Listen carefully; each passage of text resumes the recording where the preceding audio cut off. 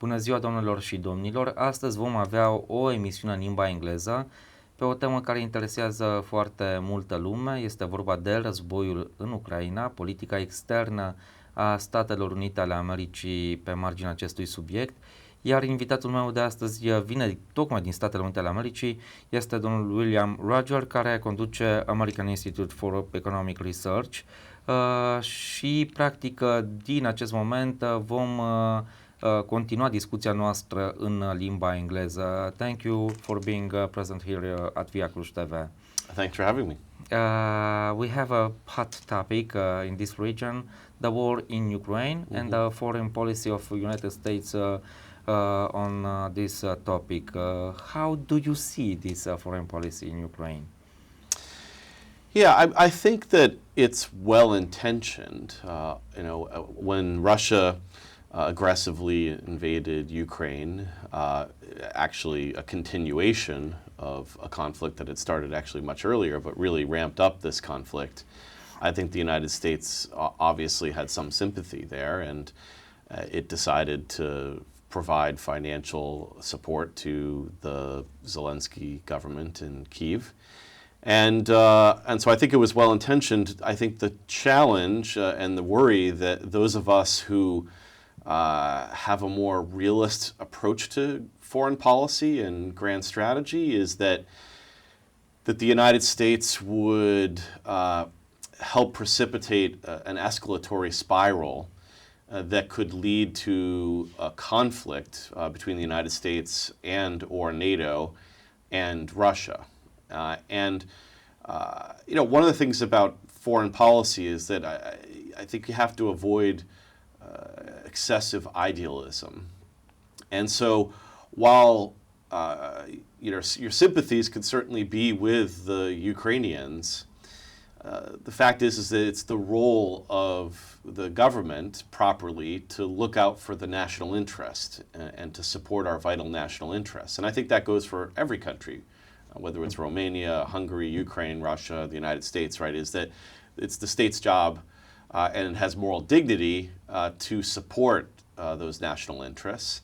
And that means the United States has to look at what are the things that are implicated by the conflict in Ukraine. And frankly, very few American national interests are implicated. Its most important one is to avoid that escalatory spiral that could lead to a nuclear conflict where the United States could potentially be struck. That would be bad for the United States and bad for the world. And so that's the most important thing, I think, for the United States that we need to avoid. And so I think the United States should try to be a force for resolving the conflict. Unfortunately, both parties in the conflict believe that the battlefield is better than the negotiating table at this point, and so it's not likely to end anytime soon, but I think the United States should be trying to be a force for peace. One important part of that, I think, is to avoid having a blank check approach where the United States simply is willing to give aid to Ukraine for any war aims that Ukraine chooses. And I think that as long as the United States is helping pay the bill, it should not farm out its war aims to the Ukrainians, because obviously the Ukrainians and the United States' interests are going to be very different. Okay, but if, I don't know, someone from Ukrainian side would be at this table, how can you be able to convince that person that it's better to negotiate with Russia after Bucha, for example, Bucha massacre, after thousands of rapes, killings, and so on?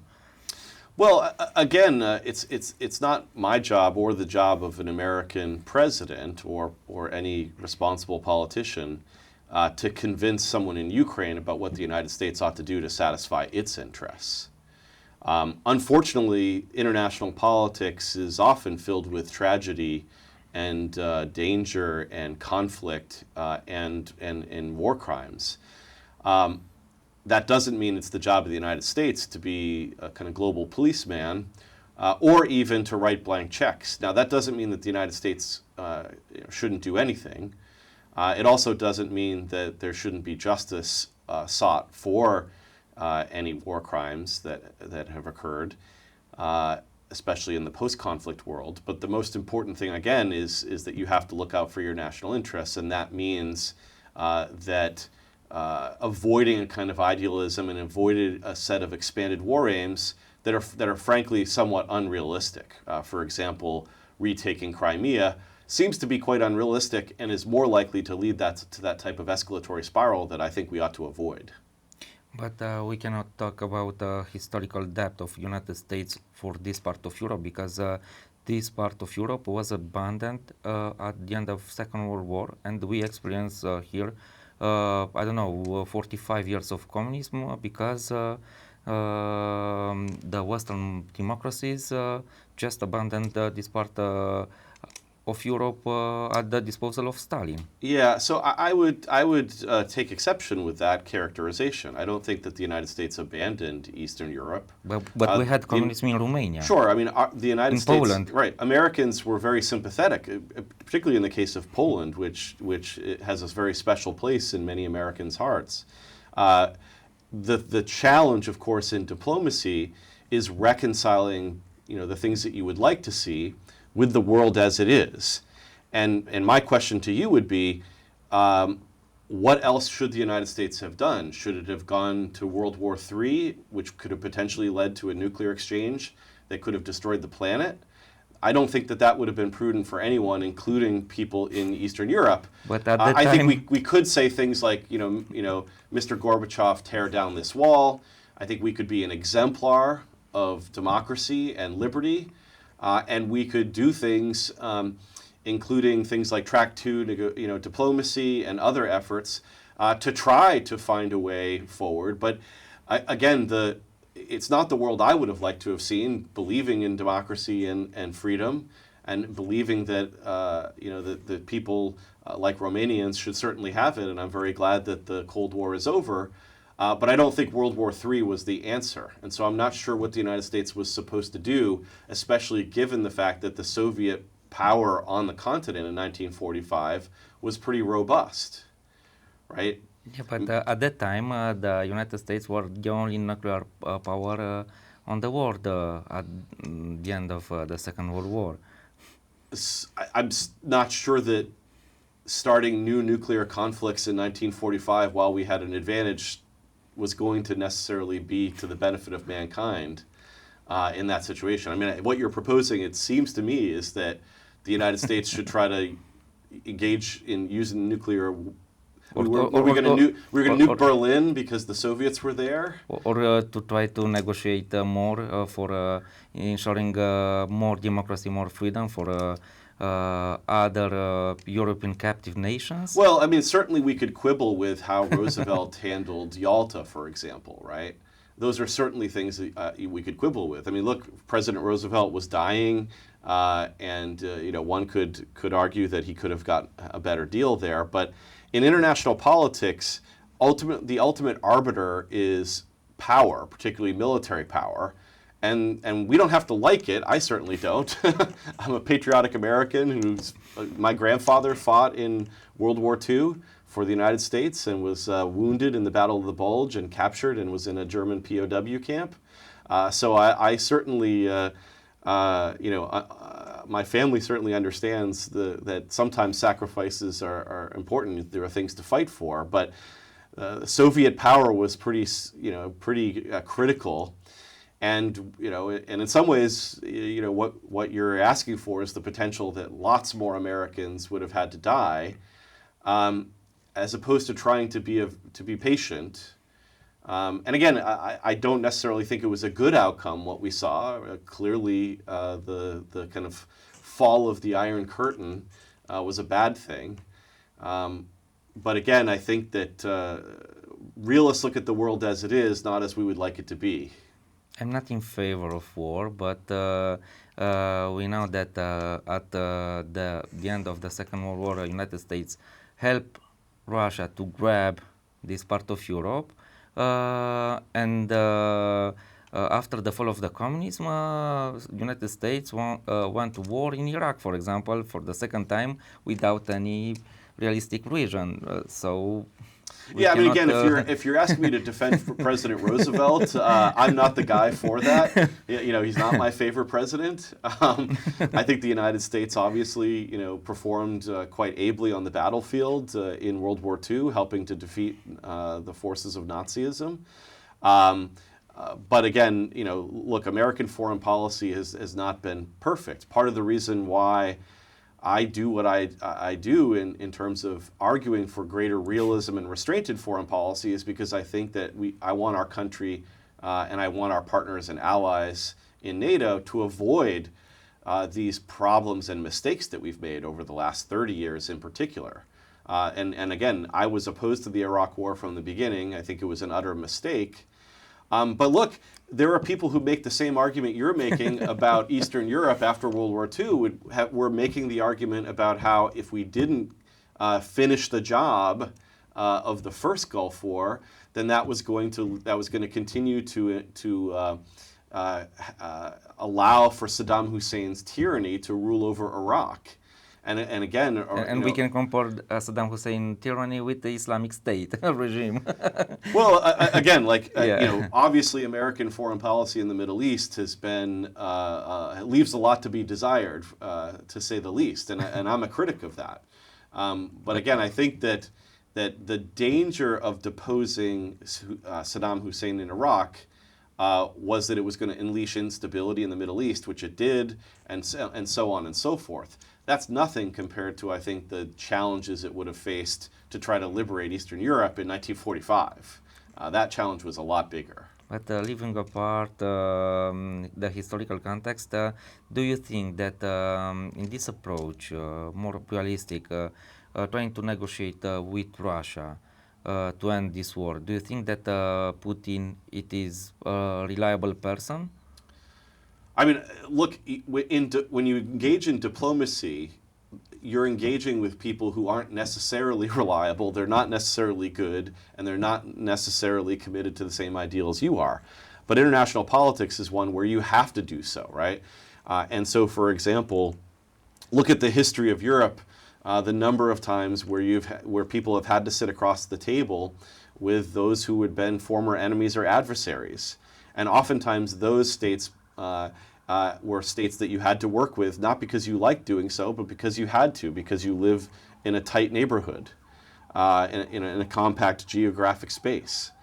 And the art of diplomacy is trying to find a path forward that can, you know, minimize the cost to yourself, but while finding win-win solutions. And I think that in the case of the United States, we shouldn't dictate to Ukraine what it should do. If Ukraine wants to fight forever, you know, that's up to them. I don't think the United States should tell them what to do there. But as long as we're writing checks, then I think that we have a role to play, especially in trying to facilitate a compromise that could end the conflict in a way that does not end up in that escalatory spiral that I talked about, or that means that the United States is spending hundreds and hundreds of billions of dollars over years and years, particularly given that the United States, we have our own domestic priorities that are actually, frankly, more important than most of our foreign policy challenges. And then lastly, we haven't touched on the issue of China, whereby China is America's most important strategic challenge. And unfortunately, the Russia-China relationship has become closer as a result of this conflict, which is not in America's interest, and I don't believe is in the globe's interest. Yeah, but in the meantime, also the relations between United States and democratic Europe are becoming closer and closer. Sure, but China is the big, you know, the big reward for American foreign policy. But talking about the compromise in linked to Russia, you know that the only reason that we have today two Romanian states, Romania and Moldova, it's because Russia occupied this eastern territory of Romania. After the fall of Soviet Union, in Moldova and Transnistria started a war supported by Russia, and they negotiated a compromise, and they promised in an international treaty, Convention of Istanbul, to retreat their troops from Moldova. They are still there. that's why I want to ask you again if Russia can be a reliable partner for democracies. And Moldova is not the only case. We know the Russian occupation in two provinces of Georgia and so on. There are more and more Yeah, examples. I mean, you don't have to convince me that Russia is not a good regime. I agree with you, okay? And that's why I think ultimately you have to have the hard power to deter and defend, because you can't rely necessarily on Russia. And that's why I think that our European allies and partners need to step up in terms of helping build up their own capabilities, so that they can be an important part of a deterrent capability. So even if Russia, let's say the worst case scenario is that Russia actually accomplishes its war aims in Ukraine, that won't lead to anything further, because NATO is strong and our European partners here are strong and can deter that, and in the event of a conflict could defend itself quite capably. And that's why I think it's really important for our European states to kind of engage in a project of sharing that burden ahead, especially given that the United States is going to be more focused on Asia in the future.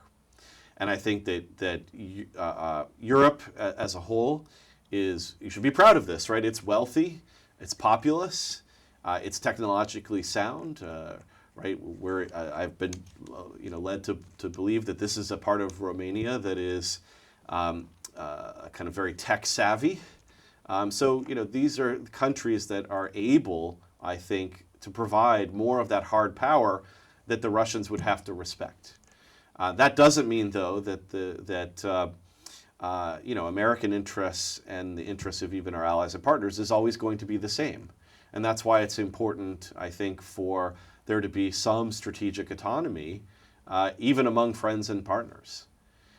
Again, especially because the United States has determined to take a more, I think, Asia-first approach to its foreign policy. But in this Asian approach, Europe can be an ally, a partner for United States? Because I'm thinking, I'm not pro-China at all, because China is a communist country, Right. and we experience what is the meaning of the communism in our lifetimes. Sure. My uncle was shot, was killed by the communists to make all the things clear. So I'm not in favor of communist China. I believe that the true China is represented in Taiwan. But in this context, I ask this, if Europe can be an ally of United States in Asia, because we have many Western European companies developing factories, investing in China, transferring technology, and I don't think that is the best way to deal with China. Well, again, I think that we should be respectful of the notion that different nations have different interests, and they're going to try to advance those interests in different ways. And so, there are times in which European countries have chosen to do one thing instead of another.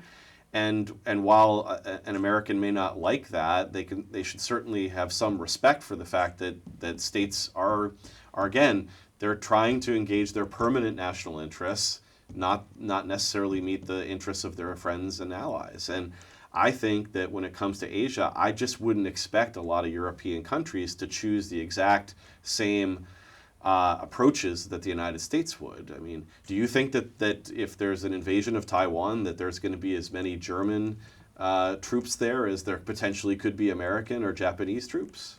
Or Romanians? I mean, do you think so? Yeah. I believe that Romania is one of the most reliable allies of the United States because Romanians were together with Americans. Sure, but let's imagine that there is a threat posed by Russia. to me it would seem that, and again, I'm not in the business of trying to tell other countries how to advance their national interests. I'm trying to help us understand what America's national interests be. But imagine a case in which Russia was believed to be a significant threat to Romania. It might choose a different balance of how it would try to defend and deter here versus how it might support, say, Japan or the United States in Asia. And that's to be expected, I think. That's natural. And in many ways, if Europe could take more of the burden of defending and deterring against Russia, then the United States could be freed to have more of its resources related to Asia. Now, again, I would like to see the United States have a more restrained approach to grand strategy, period. And that would mean, I think, trying to find ways in which we can deter and defend, but also ways in which we could cooperate on shared interests. So, for example, counterterrorism, which is still something that I think even adversaries care about, as well as trading relations, which again, economics is so critical to our future, not just in the United States but around the globe. And short of decoupling, the United States is going to have a relationship with China. Europe is going to have a relationship with China because they're such an important economic market and such an important exporter of goods and services. So I think that it's going to have to be much more nuanced than a kind of Cold War II approach in which we simply say, Russia and China, and we're going to, basically decouple and pursue a kind of containment or even more aggressive than containment, since I don't think you liked containment very much. I don't think, that's probably not the approach that's going to work for us globally. And so there's going to be some balance of carrots and sticks that we're going to have to approach this as. And again, that's, I think, consistent with a kind of more nuanced, realistic framework than one that's driven by ideology of autocracy versus democracy, which just doesn't really work very well as a framing mechanism for, I think, foreign policy.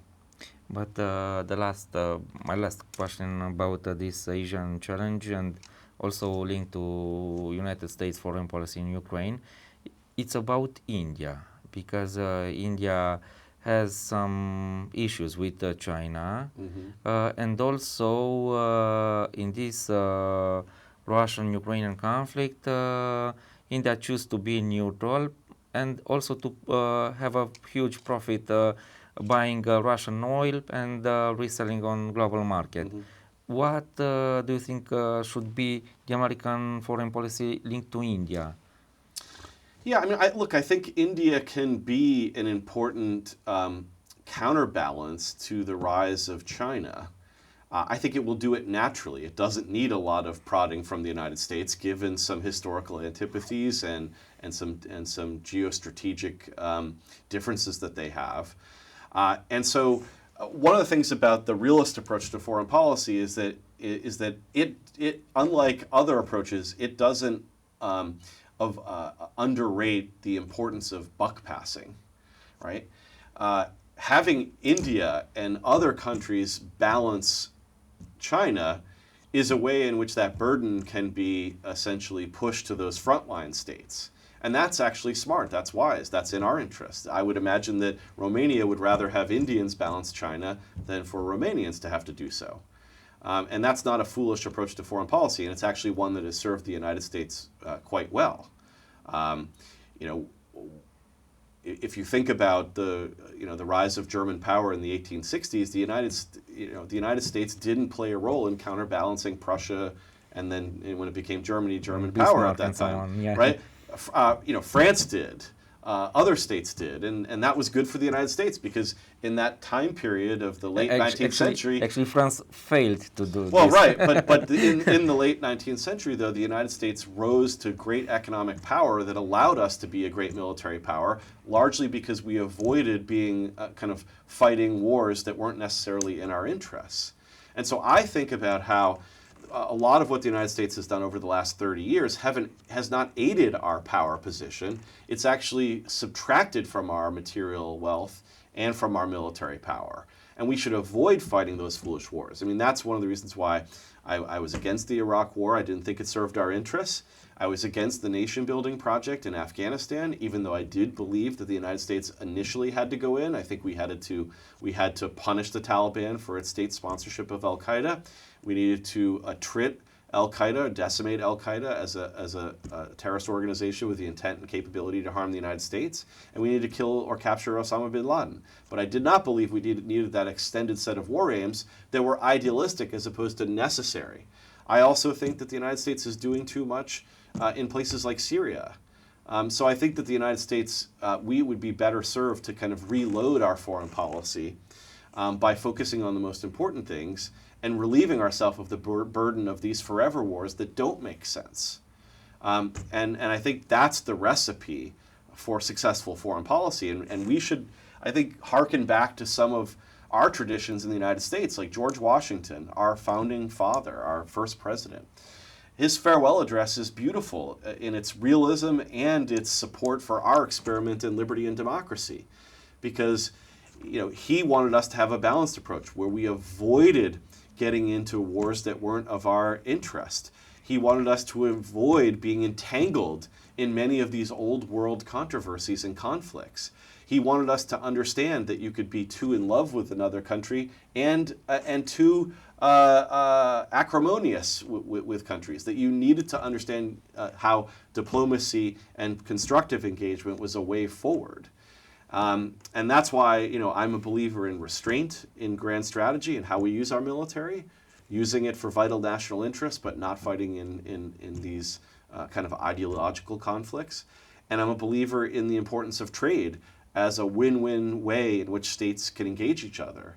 And for example, I would welcome even greater trade with Europe and Romania. I think that would be good for Romania, good for the United States. We should lower those trade barriers. I think it would be fantastic.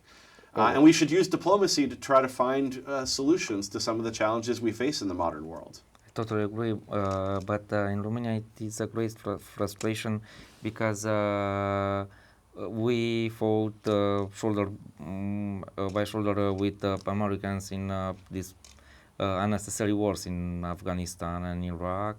But we still need visas to travel in United States, and I cannot understand why. And I have a curiosity. It's not a yes, please. I mean, one thing I would want to say is look, I think that Americans. I mean, I can't speak for all Americans, but I think Americans, look at countries that supported us, even in these wars that I wish we hadn't fought, and appreciate that partnership. But I also can appreciate the idea, though, that states like Romania shouldn't necessarily want to always follow other states, no matter what they're doing, even if it doesn't make sense. And that's, again, why I think that when states look to their national interests, we usually get better results.